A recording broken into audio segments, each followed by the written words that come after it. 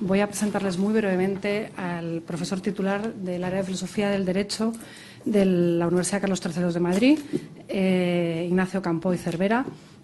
Lleva muchos años dedicándose a los derechos humanos, en especial a los derechos del niño, y ha trabajado en materia de discapacidad desde hace mucho tiempo y es autor de numerosas investigaciones, ponencias, cursos, seminarios y monografías. Sin más dilación y para no aburrir al público, le doy la palabra.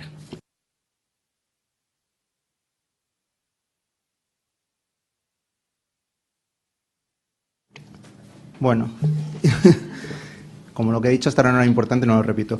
No, sí era importante. Buenas tardes a todos y lo primero que quiero hacer es agradecer muy sinceramente por la invitación que se me ha realizado para participar en este importante congreso, ¿no?, sobre la educación inclusiva, que, como ahora diré, me parece pues absolutamente necesario en nuestras sociedades, ¿no? No es la primera vez que intervengo en esta sede de la Defensoría del Pueblo, pero la verdad es que siempre es un auténtico placer venir, ¿no?, a participar en esta institución, ¿no?, una de las instituciones que conservan plenamente el prestigio en nuestras sociedades en la defensa de los derechos humanos, que desde mi punto de vista, dada mi profesión, pues me parece, bueno, yo creo que la debería ser la de todos, pero desde mi punto de vista es de las actividades más importantes que se pueden realizar, ¿no? En este sentido, pues agradezco muy sinceramente, ¿no?, a la institución, a la Defensora del Pueblo, ¿no?, a Marta Quindelana y Isabel Garrido por su amable invitación a participar. Me han dicho que hable más o menos 35 minutos, ¿no?, 40 minutos, y luego abramos un turno de debate. A mí me parece que el turno de debate es absolutamente esencial porque, bueno, el tema es, ya sé que es la primera conferencia, con lo cual está lejos de mi pretensión agotar el tema, ¿no?, porque hay que dejar algo a los demás, ¿no?, pero el tema es absolutamente inabarcable, ¿no?, y entonces siempre está bien señalar algunas ideas, que es lo que voy a hacer aquí, ¿no?, algunos argumentos, y luego, pues bueno, pues debatir, ¿no?, sobre dudas que hayan quedado de lo que haya podido decir, pero sobre todo inquietudes relacionadas también con lo mismo, ¿no?, con el tema, para entre todos pues poder quedar lo más claro posible.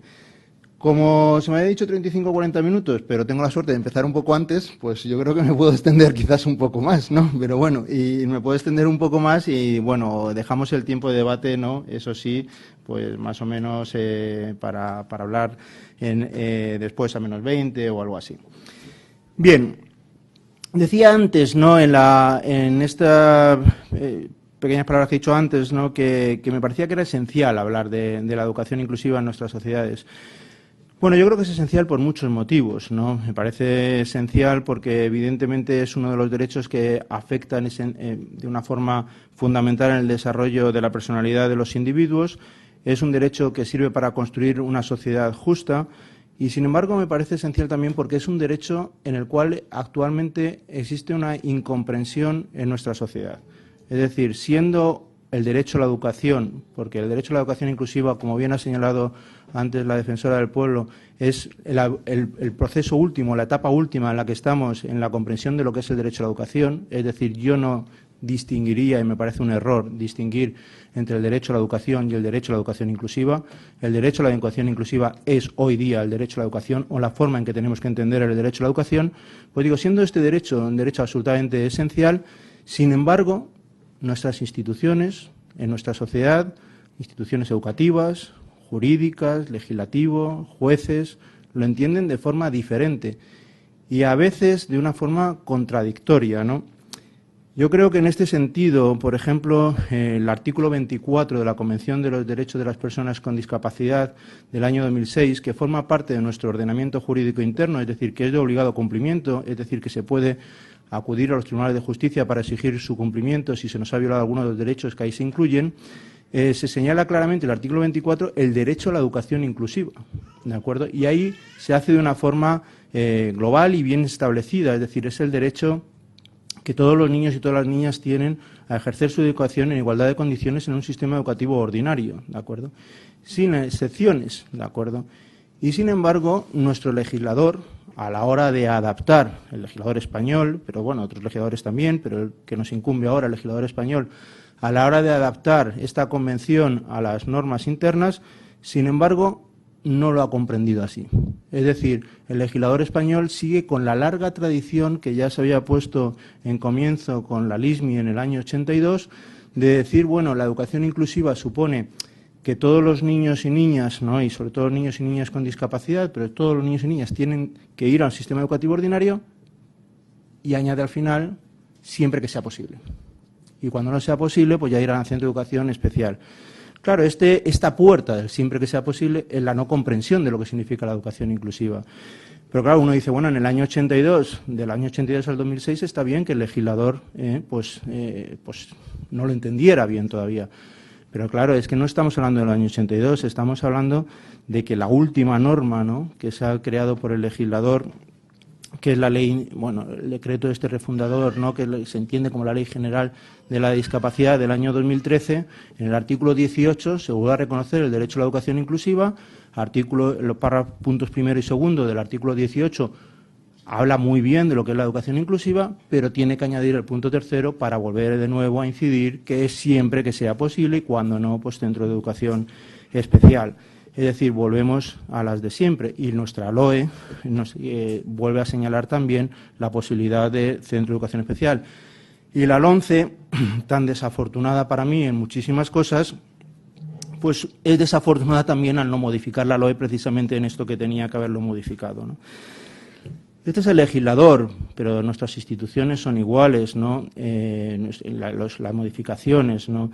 Yo creo que, por ejemplo, fue muy valiente, ¿no?, el informe anual que se hizo de las Cortes Generales de 2012 del Defensor del Pueblo, señalando que nuestra legislación no se había adaptado todavía a la comprensión de lo que era la educación inclusiva y que había que realizarlo, ¿no?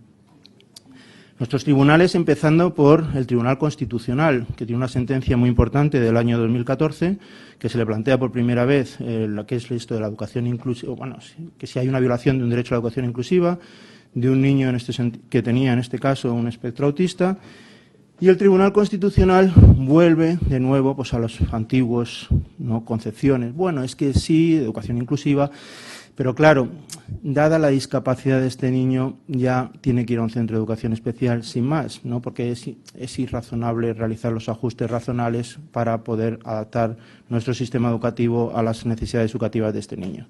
Es decir, desde mi punto de vista, claramente en contra de lo que significa la educación inclusiva. Pero bueno, hay otros tribunales que han tenido otro punto de vista. El Tribunal Supremo, en una sentencia del 2011, también respecto a unos niños de espectro autista, fue más valiente exigiendo al colegio que se hicieran los ajustes razonables. Últimamente hay sentencias que son bastante esperanzadoras, ¿no? Evidentemente no pueden contradecir la sentencia del Tribunal Constitucional, pero hacen una interpretación que exigen a los tribunales de justicia que hagan a la Administración educativa que hagan los ajustes razonables para adaptar el sistema educativo a las necesidades de los niños con discapacidad. En este sentido, aquí tengo la nota, ¿no?, pero el Juzgado de lo Contencioso Administrativo número 17 de Barcelona, de 25 de septiembre de 2014, y la del Juzgado de Contencioso Administrativo número 2 de Ciudad Real, de 9 de febrero de 2016. Es decir, estamos ahora mismo, ¿no?, de febrero de 2016, estamos en esta batalla, ¿no?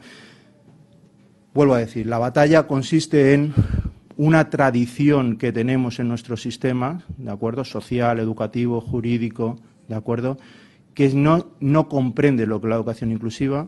Por otra parte, una comprensión de lo que es el derecho a la educación inclusiva que se refleja perfectamente en el artículo 24 de la Convención de los Derechos de las Personas con Discapacidad del 2006, que forma parte de nuestro ordenamiento interno y que significaría transformar completamente nuestro sistema educativo, pero que ahí está, no se transforma porque es muy resistente, ¿no?, la comprensión que se ha construido durante tanto tiempo sobre lo que significa el derecho a la educación para los niños y las niñas con discapacidad. Por lo tanto, en mi conferencia, yo lo que voy a intentar plantear, ¿no?, conforme a lo que se me había planteado en un principio, ¿no?, por las profesoras Isabel Garrido y por Marta Quindelán, ¿no?, es, bueno, ver por qué esa resistencia, ¿no? Y en este sentido, eso es lo que yo voy a hacer. Es decir, mis objetivos principales es aclarar o a dar algunas luces para aclarar el significado del derecho a la educación inclusiva, ¿de acuerdo? Pero la metodología que voy a hacer quizás es un poco más novedosa, en otros ámbitos, ¿no?, en otras conferencias se hará de otra manera, ¿de acuerdo? Pero lo que voy a hacer es verlo a través de la evolución que ha existido en nuestras sociedades de los modelos respecto a los derechos de los niños y los modelos respecto a los derechos de las personas con discapacidad. Es decir, mi idea es entender o hacer ver que conforme a unos modelos de reconocimiento y protección de los derechos de los niños y unos modelos de reconocimiento y protección de los derechos de las personas con discapacidad, se han ido construyendo determinadas concepciones de los niños y las niñas con discapacidad que han llevado a un tipo de educación para estos niños y niñas con discapacidad. Todos estos modelos se han construido a lo largo de la historia y por eso se han creado una serie de mitos, ¿no? Es decir, de comprensiones magnificadas y falsas de la realidad que han calado muy profundamente en el inconsciente colectivo y que hace tan difícil, ¿no?, cambiar el sistema, ¿de acuerdo? Pero claro, para cambiar ese sistema, primero desvelamos los mitos y luego demostramos que eso va en contra del modelo de los derechos humanos, que es el que hemos aceptado, ¿de acuerdo? Ese sería un poco el objetivo, ¿no?, y la metodología que voy a seguir en esta conferencia, ¿de acuerdo? Es decir, a mí me interesa ver, ¿no?, que los niños y las niñas con discapacidad, quiero decir una cosa, aunque yo sé que esto está basado en los niños y niñas con discapacidad y voy a seguir con este esquema, ¿de acuerdo? Pero lo diré al final y lo digo ya del principio, la educación inclusiva no es una educación pensada para los niños y niñas con discapacidad, ¿vale? La educación inclusiva es una educación para todos, los niños y todas las niñas. Lo que pasa es que en nuestras sociedades, digamos que los que más sufren, no los únicos que sufren, pero los que más sufren una situación de segregación en el ámbito educativo son los niños y niñas con discapacidad. De ahí que se suele poner el acento en los niños y niñas con discapacidad, ¿no? Pero bueno, digo los niños y niñas con discapacidad sufren, por lo tanto, al menos una doble situación de vulnerabilidad. Es decir, hemos construido la sociedad de tal manera que los niños y niñas con discapacidad no pueden ejercer sus derechos humanos en igualdad de condiciones que el resto de niños y niñas. Una, precisamente, por ser niños y niñas, estos modelos, otras por ser personas con discapacidad, por ser estos modelos de las personas con discapacidad. Podríamos añadir otros rasgos que establecen situaciones de vulnerabilidad especial de los niños y niñas con discapacidad, claro. Por ejemplo, el que acabo de señalar ahora mismo, niñas, la razón de género. Las niñas con discapacidad están en nuestra sociedad, en una situación de mayor vulnerabilidad que los niños con discapacidad. Y esto es así. Todos los datos que hay, pocos, por cierto, llamada atención del Comité de los Derechos de las Personas con Discapacidad de España, por cierto, pero todos los datos que hay señalan que las niñas con discapacidad están en una situación de especial vulnerabilidad. Y podemos añadir otras, ¿no?, situaciones, por ejemplo, ¿no?, las niñas gitanas están en una situación de especial vulnerabilidad. Sí, más especial situación de vulnerabilidad. Y podemos ir sumando, ¿de acuerdo? Bien, ¿cuáles son estas relaciones entre los modelos? Yo voy a hablar principalmente, ¿de acuerdo?, de tres modelos, aunque el que más me interesa es el que no voy a hablar, que es el modelo de los derechos humanos, ¿de acuerdo? Pero bueno, yo creo que es el que más está en la cabeza de todos, ¿no? El primer modelo, muy brevemente al que me referiré, o la vinculación de los modelos, es respecto a los derechos de los niños, un modelo que se ha de situar antes de hablar propiamente de derechos de los niños, ¿de acuerdo? Si digo las fechas históricas dirán, bueno, ¿para qué remontarnos tanto? Bueno, nos remontamos tanto porque, de hecho, en nuestras sociedades todavía tiene alguna pervivencia, ¿no? Pero bueno, digamos que de una forma monolítica casi perdura en nuestras sociedades hasta el siglo XVII, ¿de acuerdo? Y el modelo este se coincide, ¿no?, o viene a coincidir, no coincide exactamente en los tiempos ni nada por el estilo, son situaciones distintas, pero sí que vienen a coincidir, ¿de acuerdo?, con un modelo que se denomina al profesor Agustina Palacios como modelo de prescindencia de la discapacidad, ¿de acuerdo? Los otros dos modelos que vienen a coincidir más o menos en una construcción que voy a hablar es un modelo que denominamos el modelo del proteccionismo tradicional, bueno, que he denominado yo, pero el modelo del proteccionismo tradicional respecto a los derechos de los niños y que se diría desde el siglo XVII hasta prácticamente, ¿de acuerdo?, la Convención de los Derechos del Niño de 1989, la de las Naciones Unidas, ¿de acuerdo? Y se coincidiría con un modelo médico de rehabilitación de las personas con discapacidad, ¿de acuerdo? Hablaré de estos modelos, pero estos son los que van unidos, ¿de acuerdo? Y en los últimos que van unidos sería un modelo social de las personas con derechos de las personas con discapacidad, que es el que impone la Convención de los Derechos de las Personas con Discapacidad del año 2006 y lo que he denominado como proteccionismo renovado, que es el que se impone con la Convención de los Derechos del Niño de 1989. Es decir, de alguna manera el que está presente, de alguna manera el que nos permite incorporar la educación inclusiva. Ahora, cuidado, estos dos modelos no necesariamente nos llevarían a una educación inclusiva de calidad, que es la que hay que fomentar, ¿de acuerdo? Para que nos llevaran ahí, tienen que ser interpretados a la luz del modelo de los derechos humanos. Es decir, Convención de los Derechos del Niño, Convención de los Derechos de las Personas con Discapacidad, nos ponen en el camino, pero acá hay que interpretarlos bien. Esta interpretación se realiza con el modelo de los derechos humanos. Bueno, evidentemente los modelos son mucho más amplios de lo que voy a decir aquí, ¿de acuerdo? De hecho, bueno, respecto a los derechos de los niños, que son los que yo he identificado en alguna monografía, señalo puntos importantes: concepción del niño, relaciones padres e hijos, interés del niño, la formación del ciudadano a través de la educación, los derechos del niño, bueno, más complejo. Pero digamos que la base sustancial de los mitos a los que me hacía referencia al principio de la conferencia está en qué entendemos por un niño, y conforme a esto construimos un modelo de reconocimiento y protección de derechos de los niños, qué entendemos por una persona con discapacidad, conforme a ello hacemos un modelo de reconocimiento y protección de derechos de las personas con discapacidad. Y para lo que nos interesa hoy aquí, conforme a esto, ¿qué entendemos por un niño o una niña con discapacidad? Y conforme a esto, ¿qué educación creemos que es la más adecuada para ellos? ¿Sí? ¿Se entiende la idea? Bueno, ¿qué entienden por niños conforme a este modelo previo a los derechos del niño? Bueno, lo fundamental: el niño es un ser humano imperfecto, ¿de acuerdo? No hay un valor propio del niño. Si hay un valor en el niño es para el futuro adulto que va a ser, pero por sí mismo no tiene ningún valor. Como son muchas las cosas que tengo que decir, voy a ser breve en las exposiciones, pero digamos que cualquier duda, por favor, estaría encantado de que luego esto salga en el debate. Digamos que un ejemplo perfecto para que lo tengamos en la cabeza, todos lo conocemos: la sociedad espartana, ¿no? Niño va a ser el futuro guerrero. Si no lo es, no me sirve, lo tiro por el monte Taige todas las apotetas y ya está, solucionado. Bien, esta es la idea básica, ¿no? Más compleja, claro, pero es la idea básica.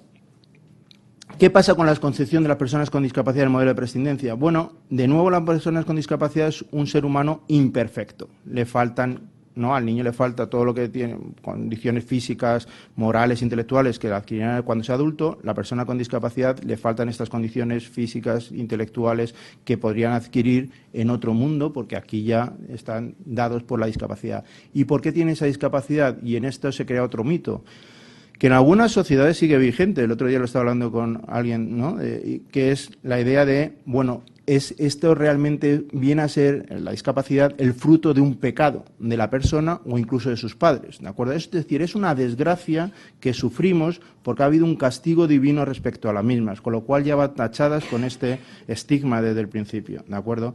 Claro, todo esto, ¿en qué se reconduce respecto a los niños con discapacidad? Bueno, pues se reconduce que es una persona de la que se puede prescindir sin problemas para construir la sociedad, ¿de acuerdo?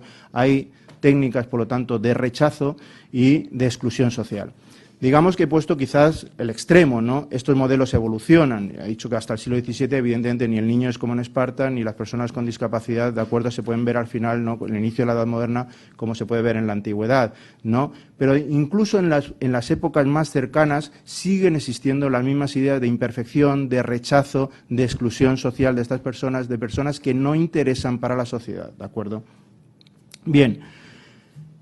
Luego digo el tipo de educación porque va unido aquí, ¿Qué pasa con el modelo del proteccionismo tradicional respecto a los niños? Fijaros, estamos en el siglo XVII hasta 1989, es decir, hasta antes de ayer, ¿de acuerdo? Veo con mucho agrado que en la sala hay jóvenes, incluso niños, Lo cual estos no lo han vivido antes de ayer, pero algunos sí lo hemos vivido, antes de ayer, Que es esta idea, de hasta 1989, El niño se valora, es decir, una persona que es valorada en sí misma, ¿de acuerdo?, pero sigue siendo caracterizado por estas ideas fundamentales. Es un ser humano imperfecto. La perfección se adquiere en la adultez, ¿de acuerdo? Es un ser humano indefenso e incapaz, ¿de acuerdo? Lo que le caracteriza es esto. Si es incapaz, es indefenso, pero se le valora, lo que tenemos que hacerle es protegerle durante toda la infancia. Y esta es la idea básica del proteccionismo, No podemos contar en él para la protección, lo tenemos que proteger desde fuera, ¿de acuerdo? ¿Qué se entiende por la persona con discapacidad conforme al modelo médico rehabilitador? Pues de nuevo, se le caracteriza porque es una persona imperfecta e incapaz. ¿Esto qué supone? Que es una persona enferma, sufre la discapacidad, ¿de acuerdo? Es decir, por condiciones personales, individuales, ¿de acuerdo?, por lo que sea, porque tenga una discapacidad física, motora, sensorial o intelectual, ¿de acuerdo?, esta persona sufre esa situación. Fijaros la importancia, digo ahí, del lenguaje, ¿de acuerdo?, lenguaje con el que todavía incluso seguimos oyendo algunas veces que se refieren a las personas con discapacidad de minusválidos, valen menos, subnormales, por debajo de lo normal, en fin, palabras que yo creo que ahora mismo pues yo creo que los que estamos aquí, porque estamos seguramente más concienciados, a todos nos parecen, ¿no?, palabras muy ofensivas, ¿no?, pero que siguen usándose en nuestra sociedad y que van con esta concepción, ¿de acuerdo? Por lo tanto, si la situación individual es que ellos lo están sufriendo, lo que nosotros tenemos que hacer con estas personas que ya se valoran, ¿de acuerdo?, pero que sufren esta situación, es intentar normalizarlos, es decir, intentar rehabilitarlos, superar sus deficiencias para poder incorporarse en una sociedad normal, ¿de acuerdo? Es decir, nosotros lo que tenemos que hacer es poner los medios, fundamentalmente por ese modelo médico, los medios para que sus enfermedades sean superadas en la medida de lo posible y, por lo tanto, sean integradas en nuestra sociedad, la de los normales, se supone, aunque eso, claro, evidentemente no voy a decir ahora que la normalidad no existe, ¿no?, y que nadie de aquí es normal, ¿no?, pero bueno, eso es no es otro tema, pero nos llevaría un poco más lejos, ¿no?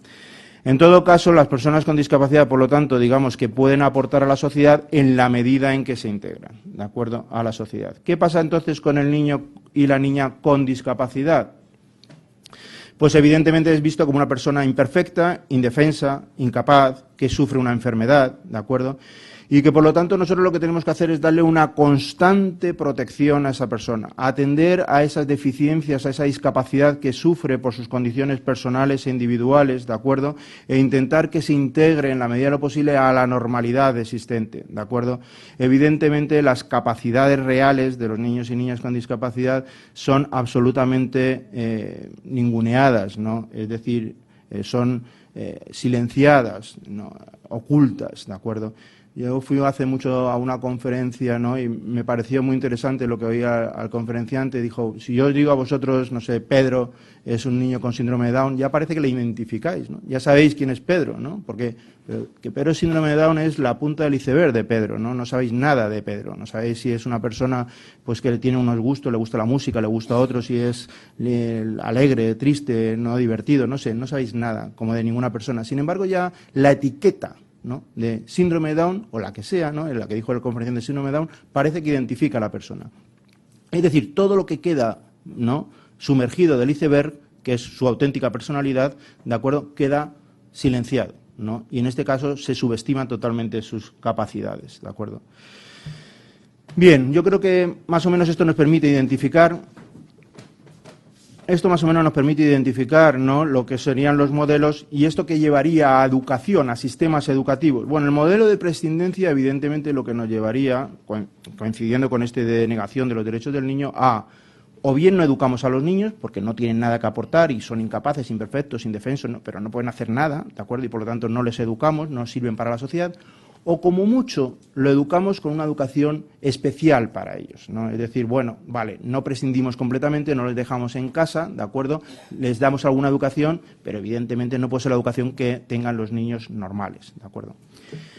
Si estamos basándonos en el modelo médico rehabilitador junto con el del proteccionismo tradicional, ahí partimos de lo mínimo, que sería el máximo de los otros dos modelos, es decir, lo mínimo es, bueno, vamos a darles una educación, pero una educación segregada, acorde a sus discapacidades, acorde a sus enfermedades, acorde a lo que ellos pueden hacer, pero no puede estar con los normales, ¿de acuerdo? En la medida en que se rehabilite podrá ir incorporándose a los normales, pero si no, no, ¿de acuerdo?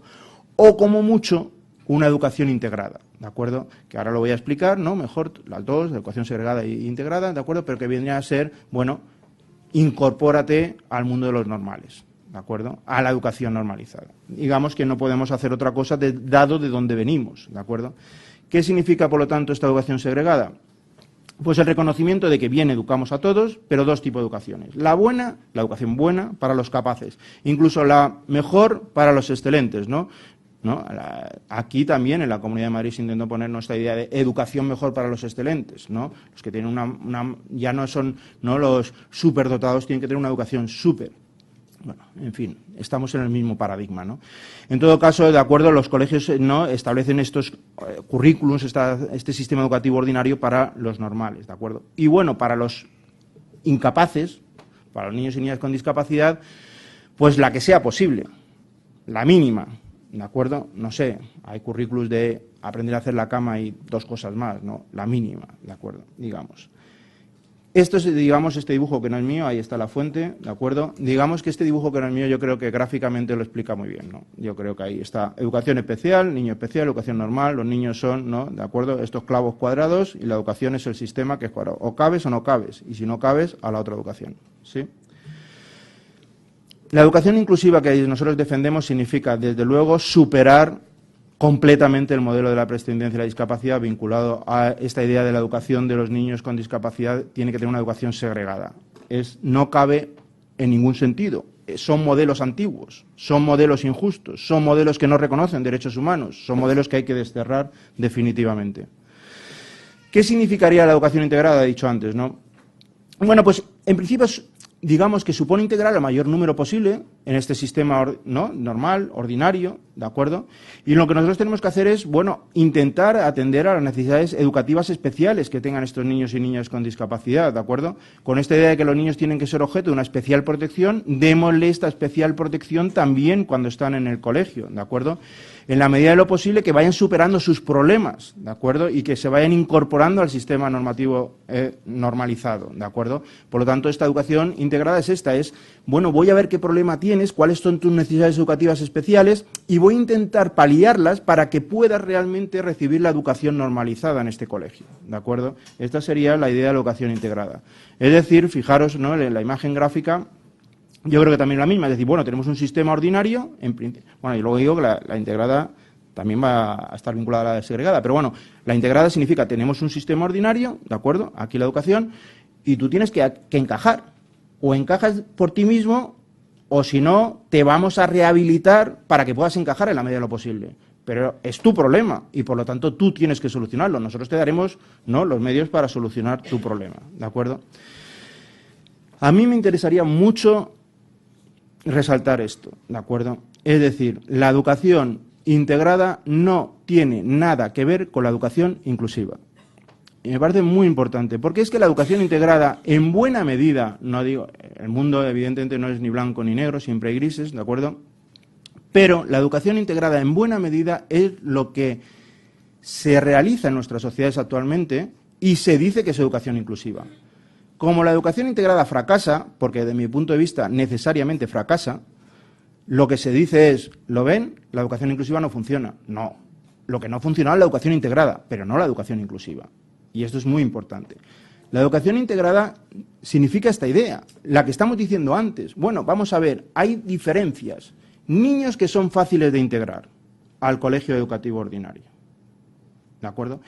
Niños que son difíciles, bueno, los metemos, intentamos darle los medios y en la medida de lo posible los integramos. Y si no, ¿de acuerdo? Una cosa que es española, que ahora voy a dedicarle un minuto, que es la educación combinada, que a mí me parece muy sorprendente, ¿no? Pero bueno, y si no, bueno, pues unos días aquí y otros días aquí, porque como eres difícil, bueno. Y la educación, y luego ya los niños que no son posibles, que es este punto 3 del artículo 18 de la Ley General de Discapacidad, que antes me hacía referencia, el artículo 27 de la LOE, es decir, es la de, hay niños que por su discapacidad es imposible integrarles, y por lo tanto le llevamos a una educación segregada, a otros colegios, a centros de educaciones especiales, ¿de acuerdo? Esta es la educación integrada, no hay recursos para todo, ya nos gustaría atender a todas las necesidades educativas especiales, pero no se puede hacer. Por lo tanto, digamos que meterlos a todos es ineficiente, hagamos lo posible y lo vamos combinando. Digo que decía medio minuto a la combinada porque es que me parece que incluso dentro del razonamiento propio de los que están en la educación integrada no lo termino de entender. Porque, claro, dice, niño, ¿no?, casos que yo conozco, niño con espectro autista. No, este niño resulta, dígame usted, ¿puede ir a un colegio ordinario o no? No lo sé. Puede ir lunes, martes y miércoles y jueves y viernes a un centro de educación especial. Pero bueno, ¿usted qué está diciendo? ¿Que le va a llevar al colegio ordinario si puede atenderle? Pues entonces llévale lunes, martes, miércoles, jueves y viernes. ¿Que no puede bajo su concepción de lo que es la educación? Bueno, pues llévale a un centro de educación especial lunes, martes, miércoles, jueves y viernes. Pero si su paradigma es los que pueden van al centro de educación ordinaria y los que no al centro de educación especial, ¿cómo lleva unos días y otros? Incluso dentro de sus razonamientos no lo entiendo, ¿no? Pero bueno. También he de decir que yo tengo mis propias discapacidades intelectuales, ¿no?, para entender cosas, ¿no? La educación inclusiva, por lo tanto, significa superar completamente el modelo médico de la discapacidad, no vinculado a esta idea de educación segregada, y superar, en todo caso, la educación integrada. ¿de acuerdo? Por lo tanto, es otro paradigma totalmente distinto. ¿Qué significa los dos modelos que yo he dicho que eran importantes para la construcción de una educación inclusiva, ¿no? Pero desde la óptica, no olvidemos nunca del modelo de los derechos humanos? Bueno, la concepción del niño conforme al proteccionismo renovado, recuerdo, el proteccionismo renovado es el que tenemos presente en nuestras normativas desde la Convención de los Derechos del Niño de las Naciones Unidas de 1989. Bueno, pues el niño se valora completamente, ¿de acuerdo? Atender al interés superior del niño del artículo 3.1 de la Convención, ¿no? Y que tanta importancia tienen, ¿de acuerdo? En todo caso, el niño sigue siendo visto como un ser humano indefenso y que tiene carencias relevantes. Bueno, sus capacidades se van adquiriendo paulatinamente y según se vayan adquiriendo paulatinamente esas capacidades, ¿de acuerdo?, se le van dando determinadas competencias jurídicas, ¿de acuerdo? Esto es desde luego importante, es un paso fundamental respecto a lo que había antes. El segundo pilar esencial de la Convención, que es el pilar que habría que fomentar para llegar a un modelo de los derechos humanos, es el del artículo 12 de la Convención de los Derechos del Niño, que es el de la participación del niño en toda la toma de decisiones que le afectan. Pero, digamos que como no lo interpretemos por ahí modelo de derechos humanos, el paso sería todavía insuficiente. Pero desde luego es un paso muy importante. ¿Qué pasa con la concepción de las personas con discapacidad conforme al modelo social, que, repito, es el de la Convención de los Derechos de las Personas con Discapacidad del 2006? Pues que las personas con discapacidad se ven que tienen el mismo valor y dignidad que el resto de las personas, ¿de acuerdo? La discapacidad no es una cuestión individual, sino que se dice que lo que hay es una interrelación entre las deficiencias de las personas. Pongo deficiencias entre comillas porque es la palabra textual que utiliza el artículo 1 de la Convención. No me parece la más afortunada, pero digamos que la idea es, bueno, las deficiencias de las personas que interactúan con las barreras que hemos construido en nuestra sociedad y que son las que impidan que ejercen sus derechos en igualdad de condiciones. Por lo tanto, la discapacidad es esta. Yo creo que todos lo sabemos, ¿no? Pero bueno, el ejemplo más fácil, sencillo, gráfico de todos es la rampa, ¿no? Es decir, si una persona va en silla de ruedas, ¿de acuerdo?, la discapacidad no se produce porque lleva en silla de ruedas porque no puede acceder a los edificios, sino porque no hemos puesto una rampa para que acceda al edificio. Por lo tanto, la barrera la hemos construido la sociedad al no habilitar, ¿de acuerdo?, el edificio a esta persona. Bueno, yo creo que una idea vale. Es importante aquí que se valora la diversidad, ¿no?, la importancia del lenguaje. Yo hablo, porque soy jurista, de los derechos de las personas con discapacidad, porque la Convención habla de los derechos de las personas con discapacidad y porque me parece importante, en todo caso, que veamos que lo sustantivo es la persona y luego no lo adjetivo la discapacidad, entendiendo que la discapacidad no es algo solo de la persona, sino que es su interacción, como he dicho, con las barreras que construimos en la sociedad.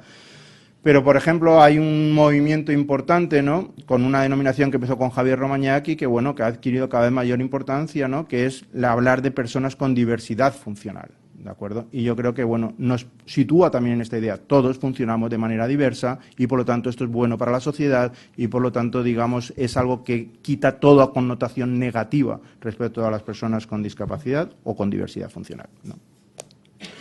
En todo caso, estas personas, ¿de acuerdo?, pueden aportar a la sociedad igual que pueden aportar cualquier otra persona, ¿de acuerdo? Si todos funcionamos de manera diferente, todos aportamos, pero de manera diferente, ¿de acuerdo?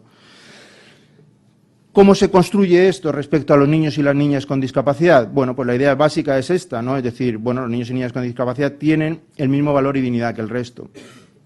Ahora, si nos fomentamos en la idea del proteccionismo todavía, ¿de acuerdo?, nosotros lo que vamos a hacer es la segunda parte, es decir, diremos que, bueno, se caracterizan por una especial indefensión, unas deficiencias, ¿de acuerdo?, y por lo tanto necesita una especial protección que le impide, en general, tomar decisiones sobre su vida.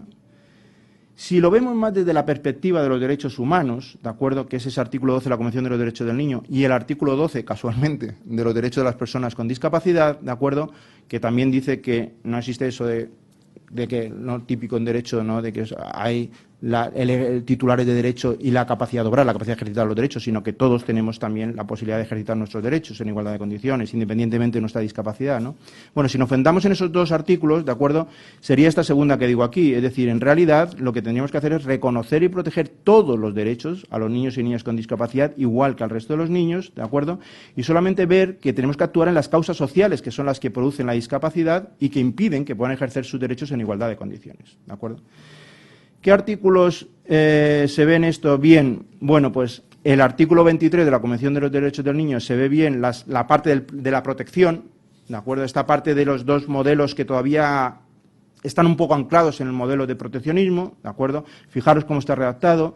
Los Estados partes reconocen el derecho del niño impedido a recibir cuidados especiales, en atención a necesidades especiales del niño impedido, pues la asistencia estará destinada a asegurar que tenga un acceso efectivo a la educación. Bueno, y sin embargo, el artículo 7 de la Convención de los Derechos de las Personas con Discapacidad es mucho más tajante en la igualdad completa de niños y niñas con o sin discapacidad, ¿no? Fijaros, ¿no? Los Estados partes tomarán todas las medidas necesarias para asegurar que todos los niños y niñas con discapacidad gocen plenamente de todos los derechos humanos y libertades fundamentales en igualdad de condiciones con los demás niños y niñas. Ahí es tajante, esta es la idea de la visión de los modelos de derechos humanos, es como tenemos que interpretar los dos modelos, el del proteccionismo renomado y el modelo social. Bien, desde mi punto de vista, ahondar, pero esto no voy a ir más que esta diapositiva solo, ahondar en el modelo de los derechos humanos sería entender que la vida humana es un continuo devenir en que las capacidades y carencias relevantes van, vienen, afectan a unos, depende de donde pongamos el foco, es decir, no deberíamos de entender que hay distintas categorías, los imperfectos, los perfectos, esto es muy perjudicial para las personas, unos mitos muy perjudiciales que solo crean barreras en nuestras sociedades. Si tenemos que dar trascendencia jurídicas a las capacidades y carencias de las personas, solo tienen que ser en función de cómo tienen que ser tenidas en cuenta para el ejercicio de sus derechos. Es decir, en cada caso concreto, ¿de acuerdo? Y no por categorizar previamente a una persona con un determinado estigma, ¿de acuerdo? Pero bueno, no llevaría más. ¿Qué significa esto respecto a la educación inclusiva? Pues lo que he dicho, tenemos que vincularlo con estos dos modelos, superar lo anterior, ¿de acuerdo? Tenemos que valorar la diversidad humana, atender a las especiales necesidades educativas de cada niño. Fijaros que aquí he quitado discapacidad.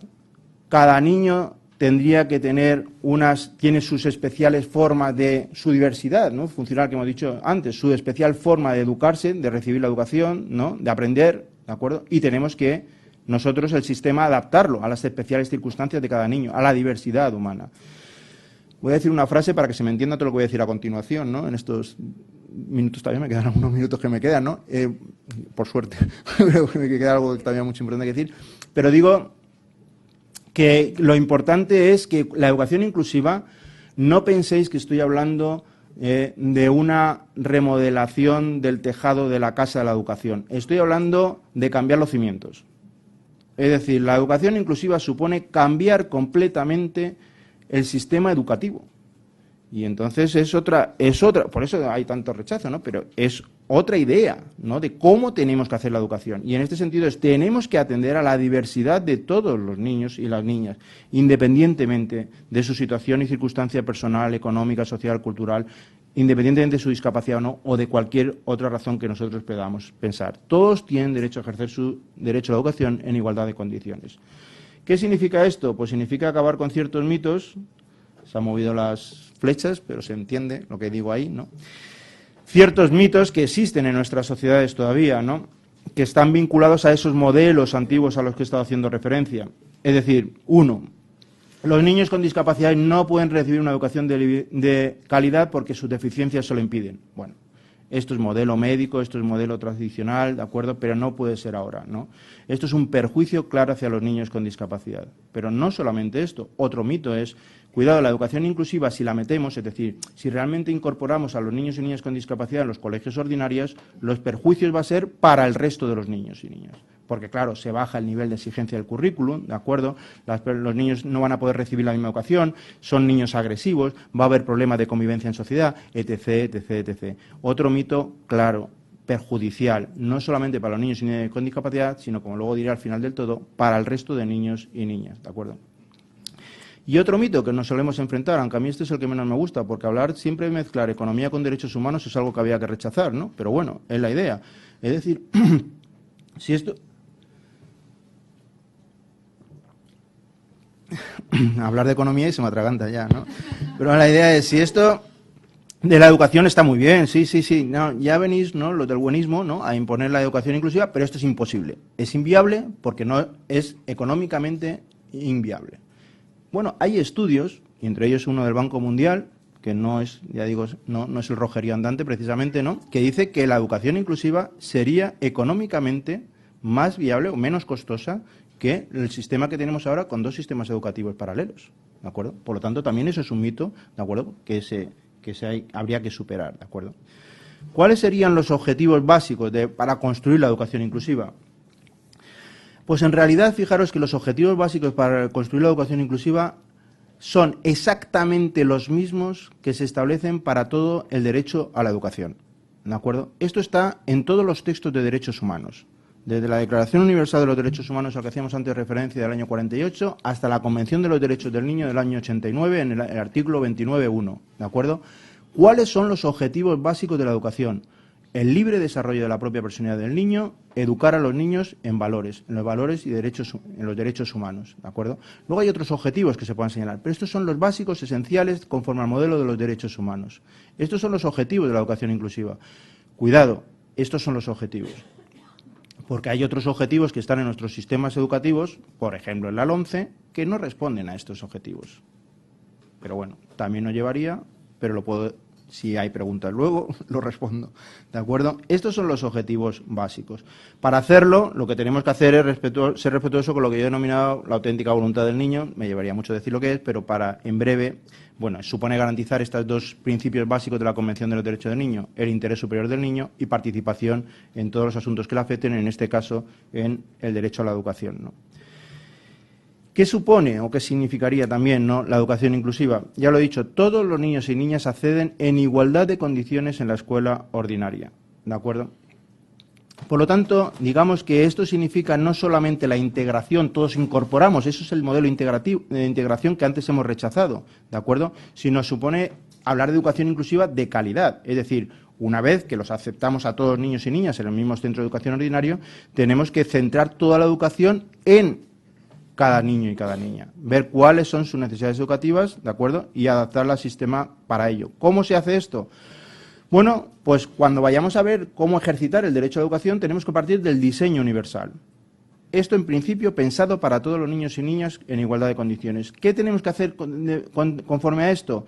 Bueno, garantizar todas las condiciones de accesibilidad universal en el ejercicio del derecho a la educación en igualdad de condiciones, ¿de acuerdo? Esto se hace o se puede hacer. De hecho, la educación inclusiva es, digamos, un sistema que ya se está implementando en algunos países y con mayor o menor acierto, y en algunas comunidades españolas con mayor o menor acierto. Por lo tanto, digamos que aprender de los errores, pero ya se hace. ¿Cómo podemos hacer accesible toda la educación? Los currículos, el ambiente físico, el ambiente actitudinal, la formación de los profesores, que es fundamental, los apoyos que deben de recibir, etcétera, etcétera, etcétera. ¿De acuerdo? Y luego ya, en realidad, los ajustes razonables, digamos que solamente es en el último caso. Es decir, los ajustes razonables en la realidad funcionan simplemente cuando el diseño universal y las garantizar las condiciones de accesibilidad universal no sirven para que algunas características especiales de algunos niños en concretos puedan ejercitar el derecho en igualdad de condiciones. Entonces se hacen los ajustes razonables. Y claro que son exigibles los ajustes razonables entonces, ¿de acuerdo? Pero es un error pensar, ¿no?, como de hecho yo creo que a veces se piensa, y por nuestros tribunales también, ¿no?, que la educación inclusiva supone que tenemos que tener un sistema ordinario, como el que tenemos ahora mismo, y luego ya ajustes razonables a los niños con discapacidad que acceden. No, no es eso. Es cambiar completamente el sistema que tenemos ahora, porque desde el principio, desde los cimientos, tenemos que hacerlo con diseño universal y con condiciones de accesibilidad para todos, ¿de acuerdo? Y solo en aquellos casos puntuales que no hayamos podido prever y que finalmente se dan, actuar con ajustes razonables. En eso sí, y digo, ahí sí que serán justificados los ajustes razonables, pero es entonces, ¿de acuerdo? Digamos que va por fases. Al final garantizamos todos el ejercicio de derechos en igualdad de condiciones, pero esto no se puede hacer manteniendo el sistema como está y solamente hacer ajustes razonables puntuales. Eso es lo que he dicho antes de las reformas en el tejado, y eso no funciona. ¿Qué exige la educación inclusiva?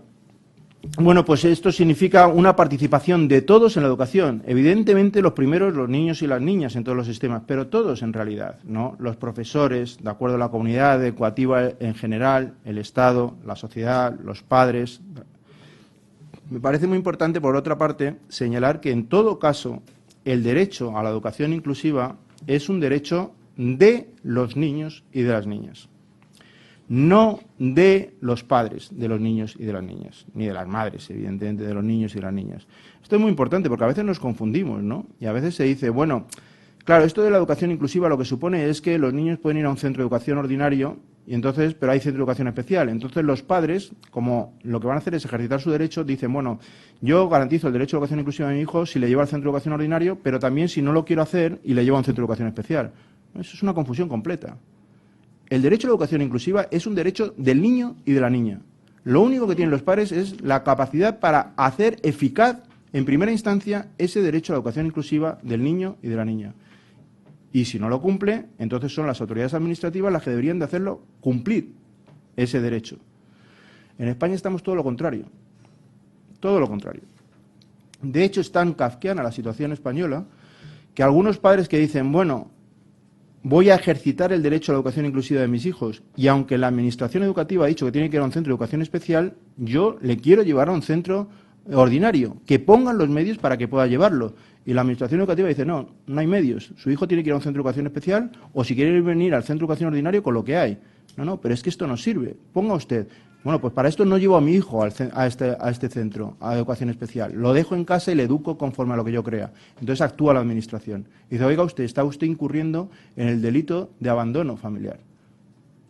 Y ha habido padres que han sido imputados por el delito de abandono familiar por querer que sus hijos vayan a un centro de educación ordinario con los apoyos necesarios. Con lo cual, el Estado, en vez de ser el garante para que sea efectivo el derecho del niño a la educación inclusiva, es todo lo contrario. Yo creo que todo esto se basa en, bueno, creo en parte en toda esa concepción, en esa mala comprensión que se basa en modelos antiguos, ¿no? ¿Qué significa, por lo tanto, qué exige la educación inclusiva?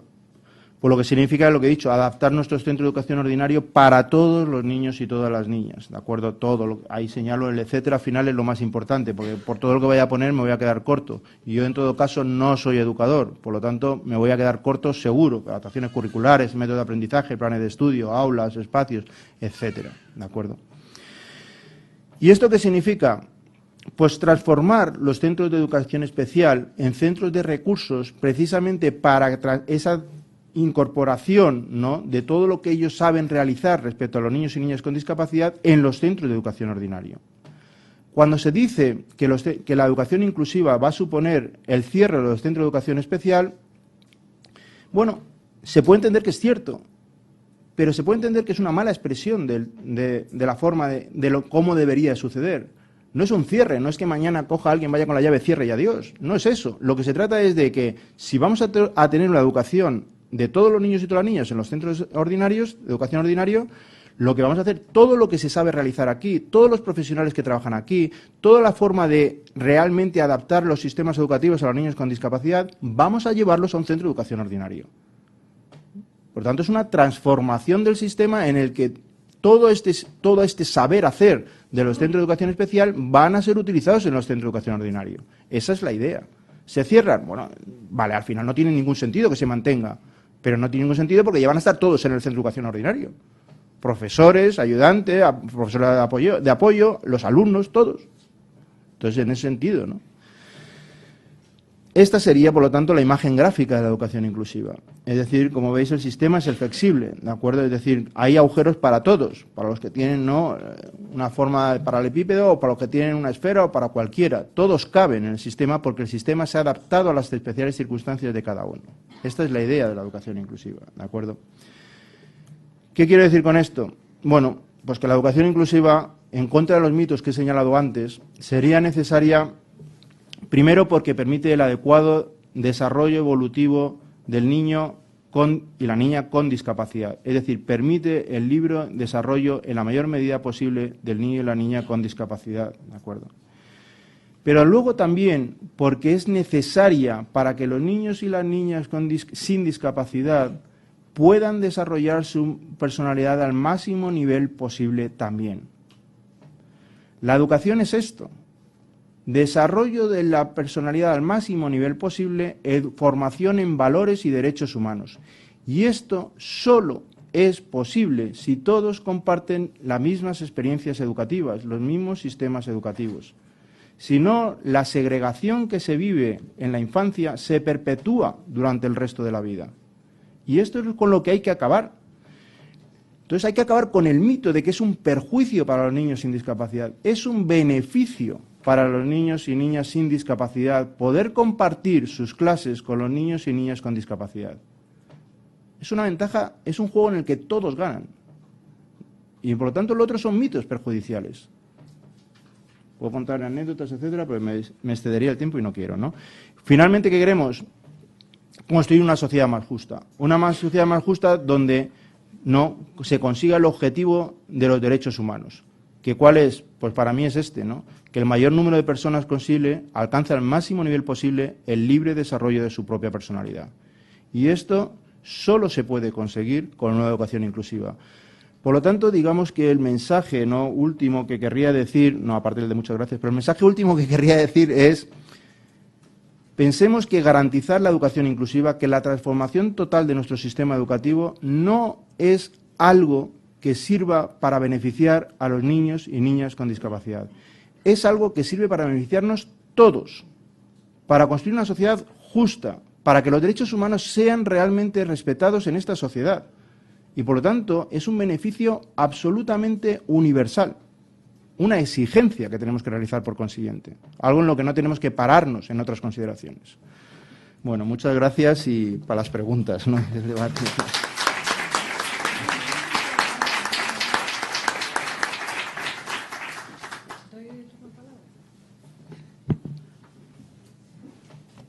Bueno, pues abrimos un turno de abrimos un turno de preguntas y... Se admiten también críticas y comentarios, sugerencias.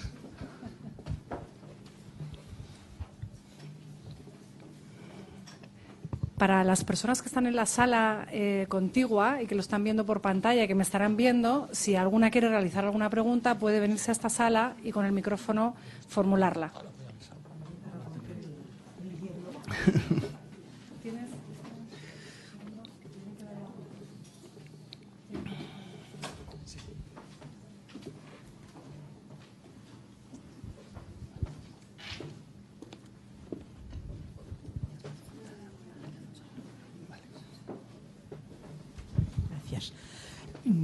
Ya digo, para romper el hielo, porque no soy ni mucho menos experta en la materia, pero ante todo, agradecerle su exposición, me ha parecido riquísima, muy, muy interesante, y además, sobre todo, lo que me ha llamado la atención es la parte final, cuando habla de la ventaja para los niños no solo con discapacidad, sino sin discapacidad. Porque mientras hablaba, lo pensaba, oye, uno de los problemas que tiene nuestra sociedad, nuestras escuelas, el tema, por ejemplo, del bullying, que llaman, ¿no? O sea, los niños en principio, en principio no, pero son difíciles entre ellos. O sea, cuando un niño tiene un problema, los compañeros seguro que lo resaltan, le atacan, se producen situaciones que todos conocemos realmente que pueden ser muy dolorosas.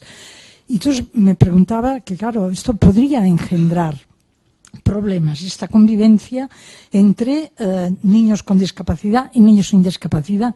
Pero efectivamente, a medida que iba hablando, ya con la conclusión final aún más, pues queda clarísimo, es verdad, que desde muy pequeños empiezas a educar al niño sin discapacidad a aceptar como igual a otro niño que es simplemente distinto.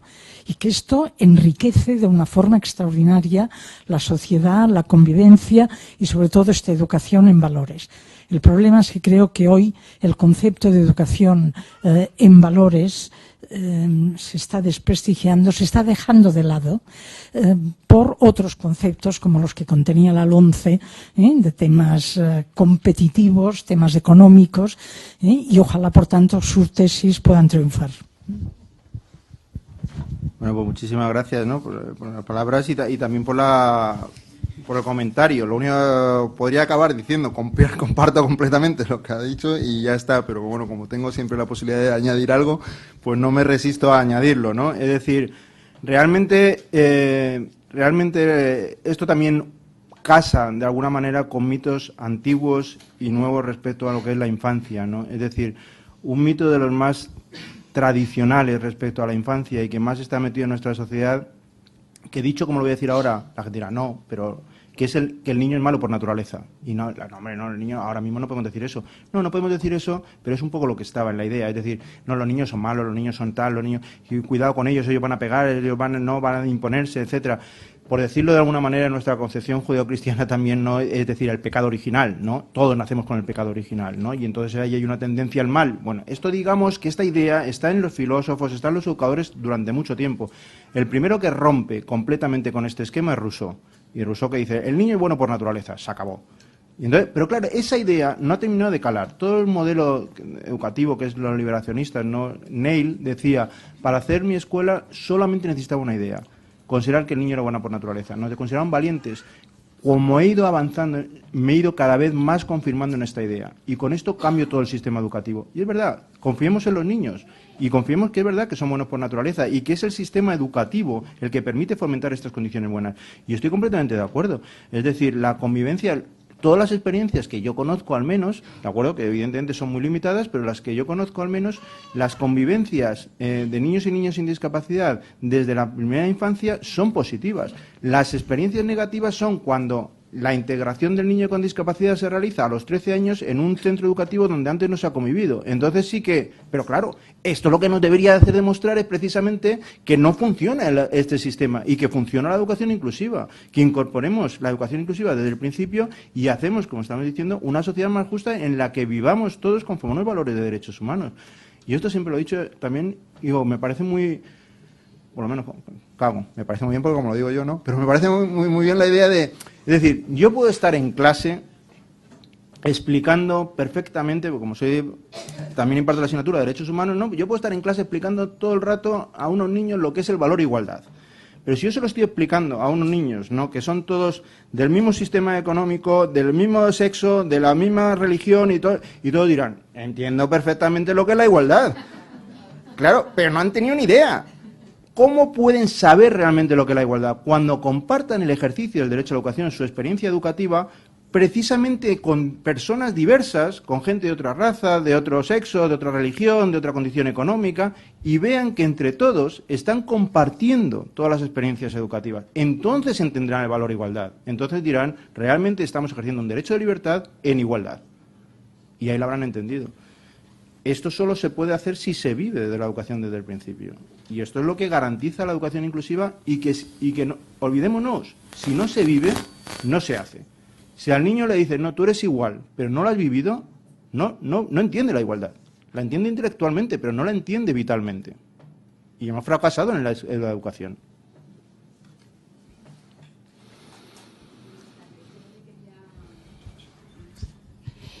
Incidir un poco en la idea, sobre todo darle las gracias por esa conclusión que ha dicho de que el beneficio que es necesaria la educación inclusiva para los niños que no tienen discapacidad, porque es algo que yo he pensado desde hace muchos años, que mi primer contacto con este tema fue como madre y lo he escuchado muy pocas veces siempre, y después soy profesional también de educación, trabajo con niños con necesidades educativas especiales y en muy pocos momentos escucho ese beneficio.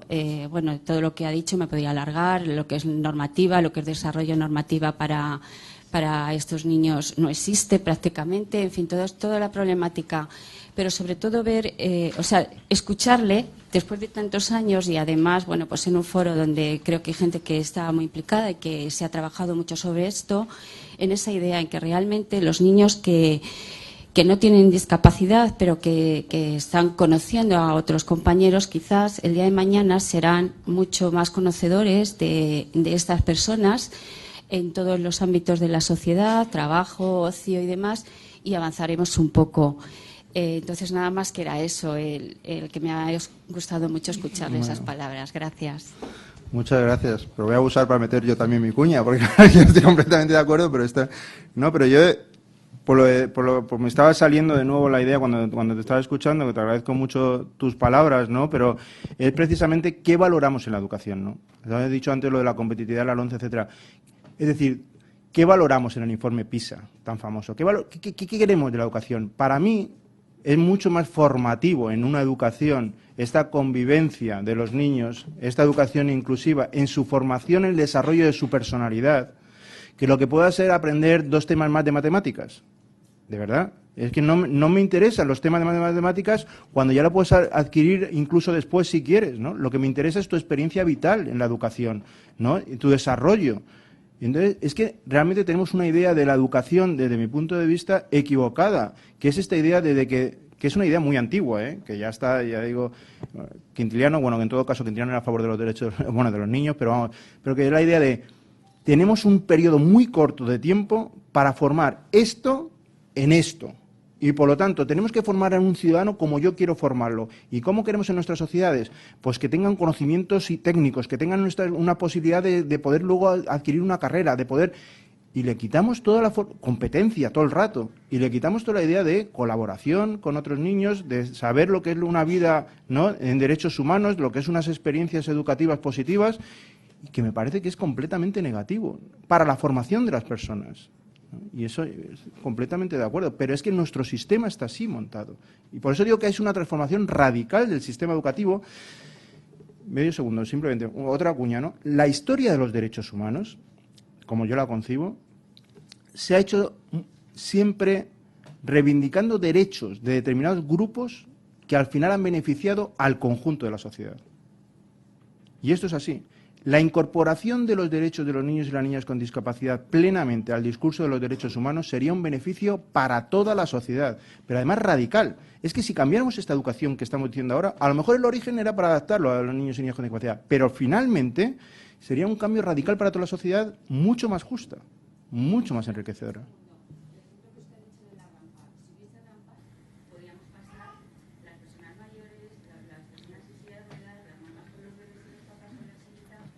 Exactamente.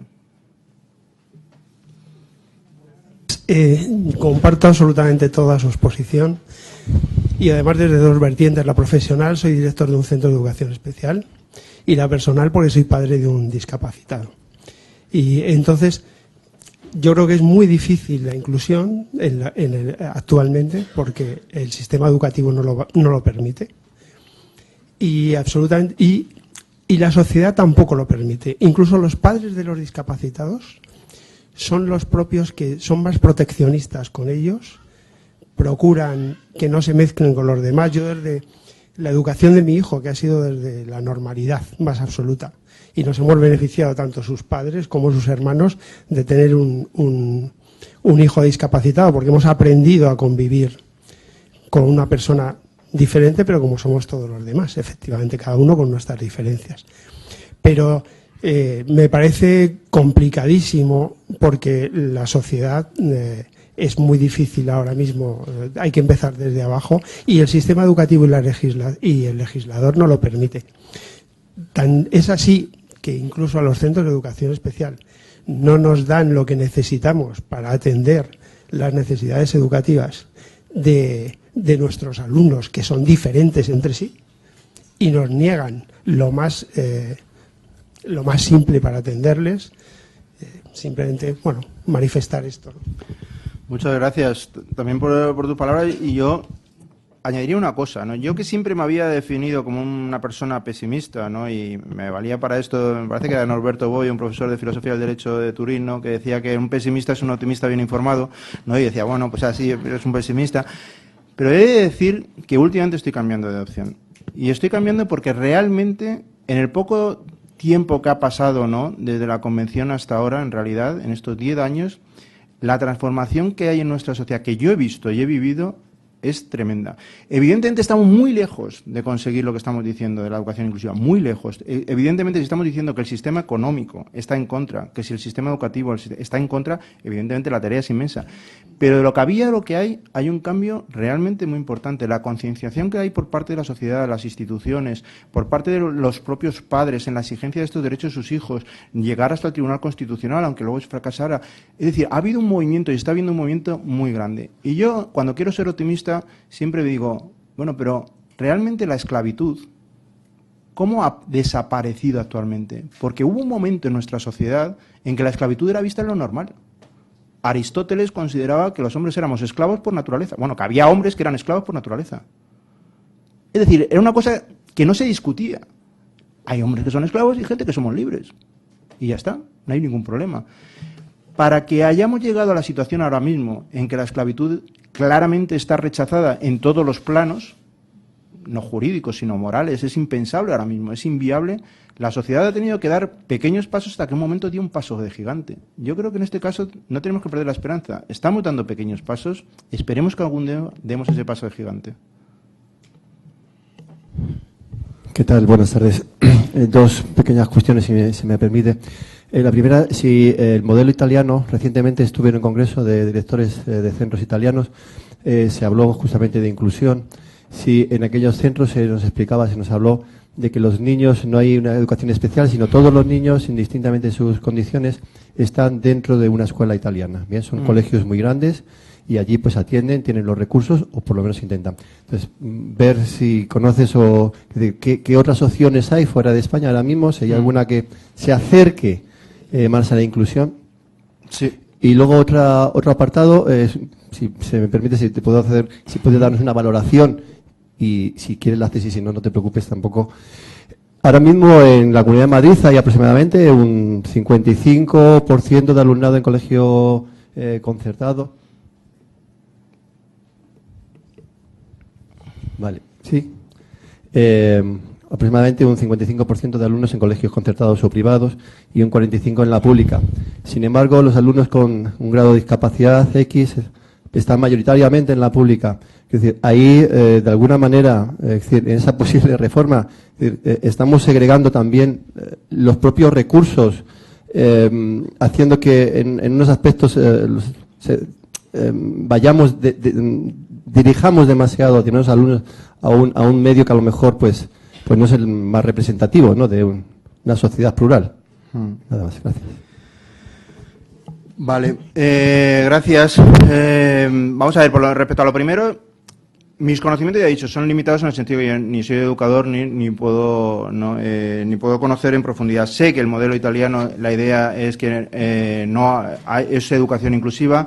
También lo que yo sé no funciona como debería de funcionar. Supongo que esta idea pasa porque la educación inclusiva es una educación inclusiva de calidad y no es simplemente la integración, ¿no?, de todos los niños y niñas con discapacidad en los centros de educación ordinarios, que sí que se da en Italia, pero hay que invertir y hacerlo de una forma de transformar completamente el sistema y eso parece que no se está logrando. Es un paso, ¿de acuerdo?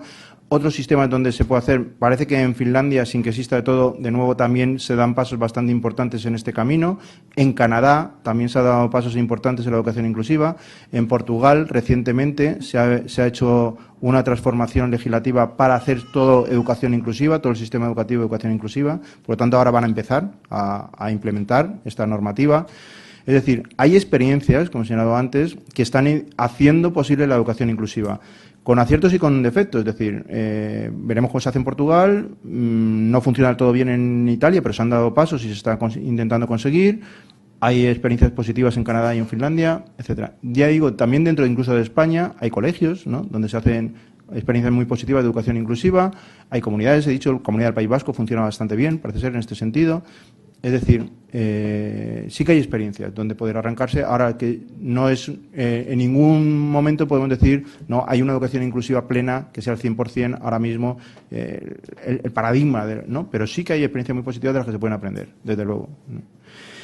Y respecto a lo segundo, si yo, como decía mi maestro, profesor López de Barba, lo bueno que tenemos los profesores de universidad es que tenemos libertad de cátedra. Si yo digo lo que pienso, no tengo problema en decirlo. Entonces, me preguntas, contesto. Vamos a ver, yo creo que habría que hacer una remodelación también de lo que significan los colegios concertados, los colegios privados y la educación pública en España, ¿no? Realmente ahí es donde estábamos diciendo antes que el Estado tiene que hacer un papel realmente de controlador de que los derechos se ejercitan en igualdad de condiciones independientemente del centro educativo al que nos estamos haciendo referencia. Y sin embargo nos encontramos con lo contrario. Bueno, lo contrario es exagerado, porque lo contrario es blanco y negro, ¿no? Ya digo que son grises, pero nos encontramos con que no existe esto. Por ejemplo, otro tipo de segregación, que no es el de la discapacidad, por razón de sexo. En los colegios concertados, ¿qué pasó en la anterior legislatura? Pues en los colegios concertados resulta que, en algunos colegios concertados, que si no me equivoco, ¿no?, y si me equivoco pues lo siento, pero que si no me equivoco estaban de titularidad del Opus Dei, dijeron, bueno, aquí hay una educación segregada, niños y niñas, porque así se educa mejor. Porque los niños y las niñas no tienen otros intereses, otras formas que les aparten, tienen ritmos diferentes de comprensión, de educarse, ¿no? de madurez, y por lo tanto, niños y niñas. Y bueno, pues un colegio concertado no puede realizar esto. El Tribunal Supremo dijo, efectivamente, la norma no lo impide. La igualdad implica que tienen que ser el mismo colegio en niños y niñas. Colegios privados no, lo cual me parece también sorprendente, pero no. Es otro tema. En todo caso, estos son concertados. ¿Qué hace el Partido Popular cuando crea la LOMCE? Hombre, si esto es una cuestión de la ley, no hay problema. Creamos una ley en que se permita. Y en la LOMCE se permite realizar en los colegios concertados educación segregada, niños y niñas. Bueno, quiero seguir manteniendo el optimismo, pero sí que hay pasos de cangrejo que van para atrás, ¿no? Es decir, esto es un paso para atrás. Estamos diciendo todos en la misma educación y resulta que lo que estamos haciendo es encontrar otra razón para segregar de nuevo como antes. Bueno.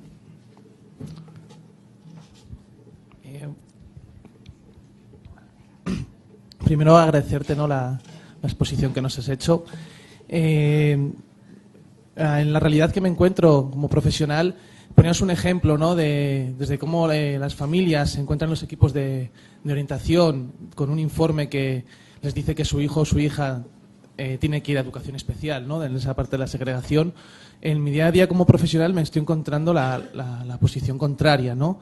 Cómo los equipos de orientación están diciendo a las familias que su hijo tiene que ir por la parte ordinaria, pero estas familias luchan contra los equipos de orientación porque ven la parte de esos 2 cursos de matemáticas, ¿no?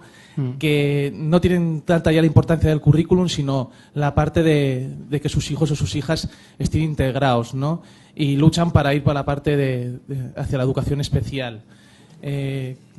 Queremos, ¿no?, intentar convencer a la sociedad de esta educación inclusiva, pero incluso las propias familias llegan a un momento que llegan a tirar esa toalla y optan por la educación segregada, ¿no? Por buscar pues no sé cómo decirlo, no es la inclusión, sino dejar de lado un poco más esa inclusión por el bienestar de su hijo y que encuentren un grupo de iguales.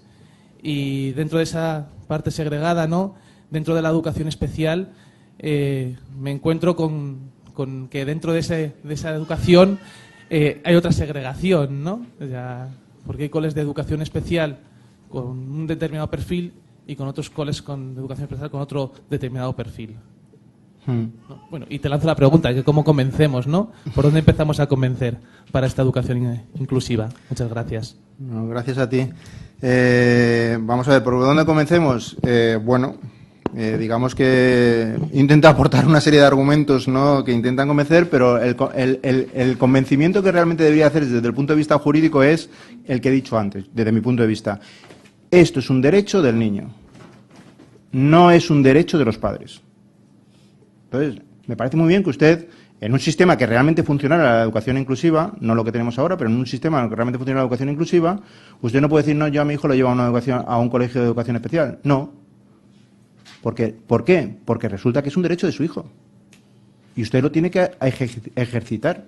A usted se le han reconocido potestades para hacer eficaz el ejercicio del derecho del niño. Y si usted no lo cumple, el Estado hará que se cumpla ese derecho del niño.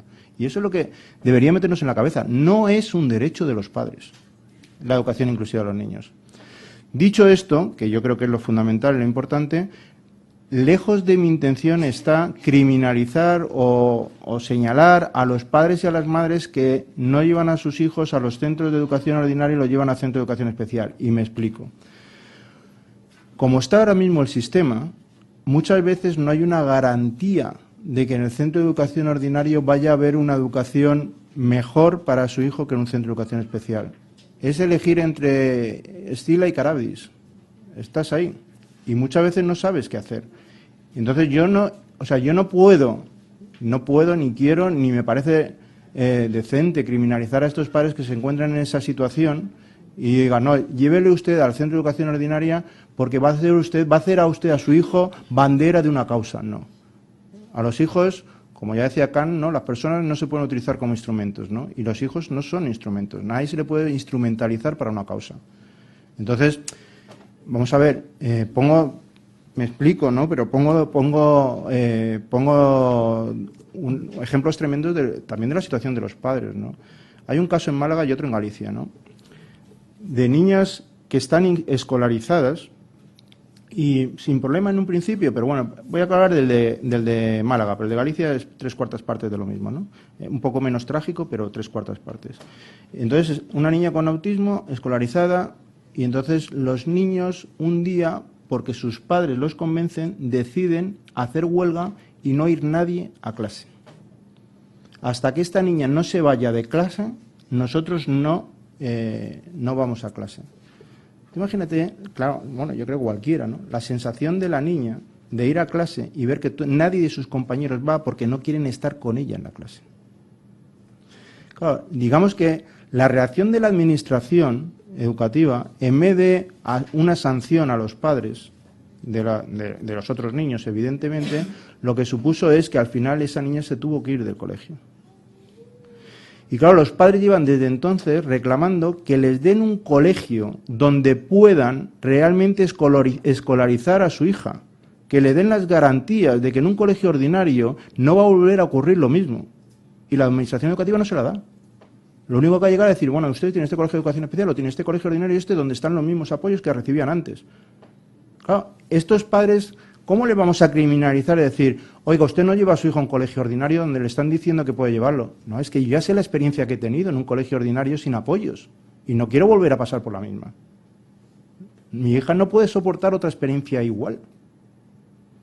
Entonces no es una culpa muchas veces de los padres, es muchas veces del sistema. Claro, si los padres lo llevan, por el ejemplo de que tengan mejor matemáticas, etcétera, pues evidentemente hay un problema de los padres que habrá que hablar con ellos para decirles que eso no es lo importante para su hijo. Pero muchas veces los padres no llevan a colegios ordinarios porque la experiencia en los colegios ordinarios ven que va a ser más traumática para sus hijos que un colegio de educación especial. Entonces lo que tenemos que darnos cuenta es que, de nuevo, es que entonces no funciona la educación inclusiva. No, es que usted no ha hecho una educación inclusiva. Es que esto no es una educación inclusiva.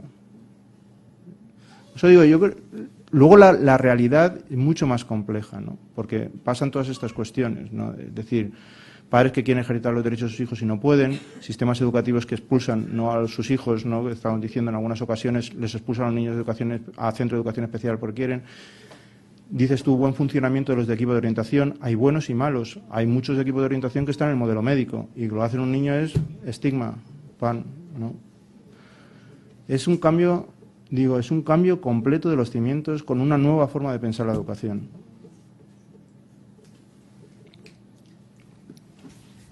Damos una última palabra, porque tenemos que cumplir el horario. Bueno, buenas tardes. Más cerca.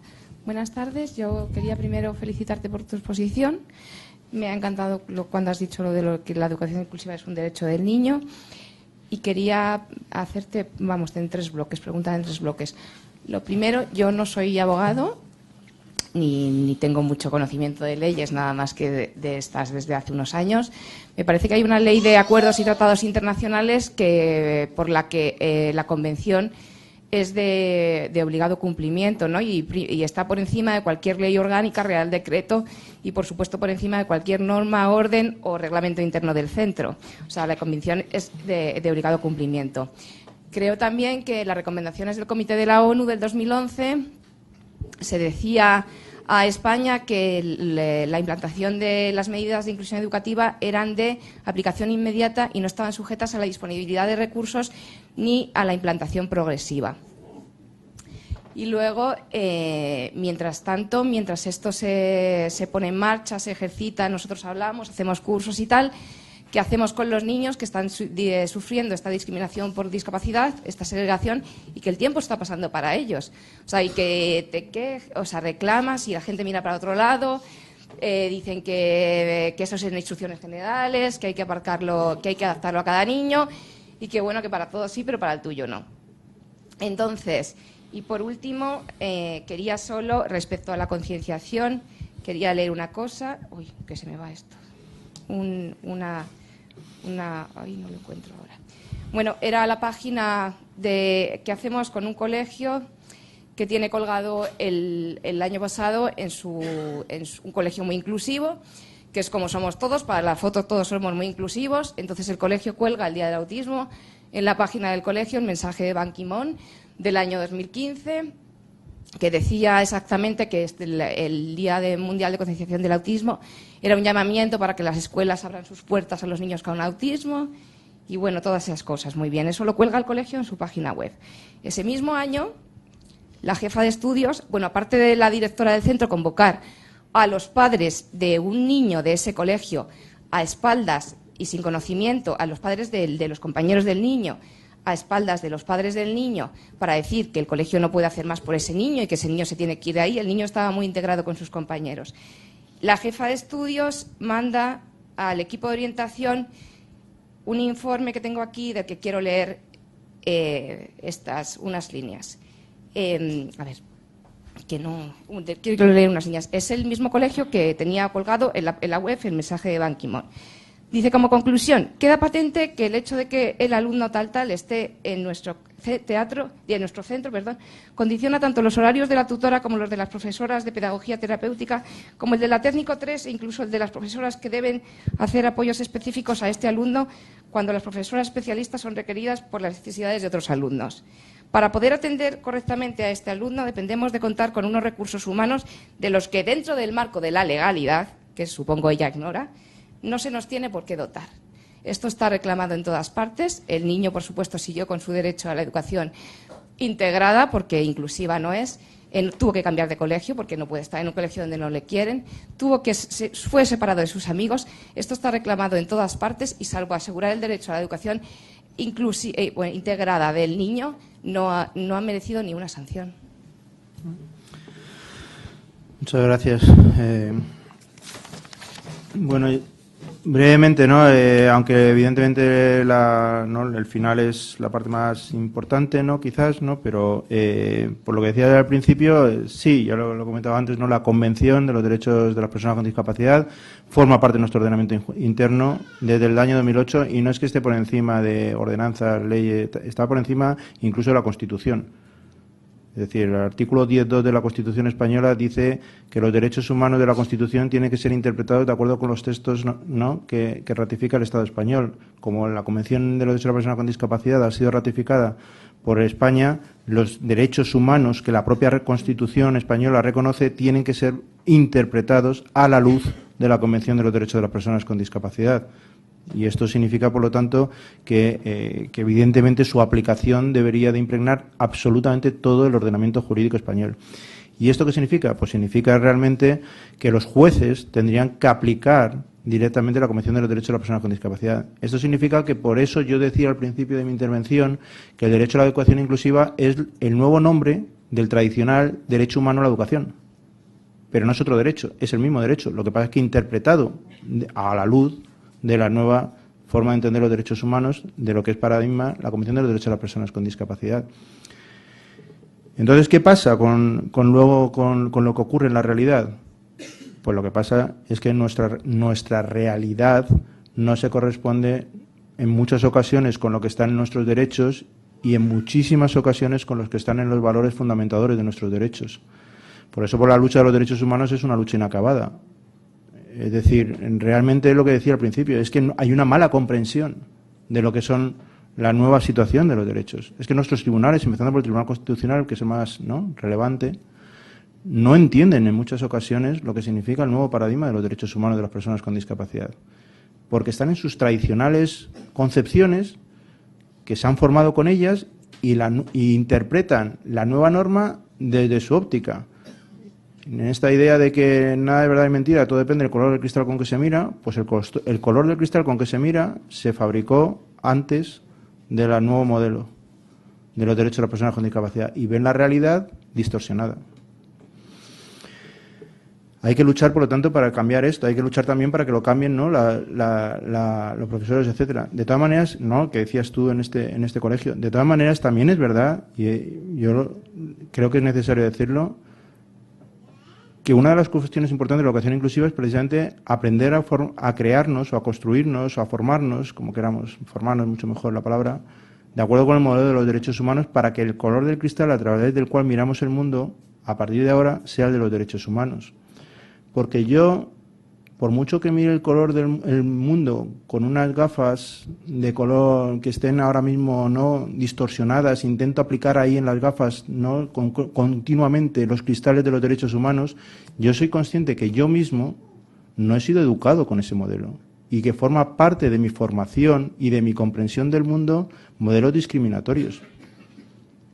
Y yo tengo que, bueno, vivo con ello porque no hay otra. Quiero decir, dices tú, se nos llena la boca.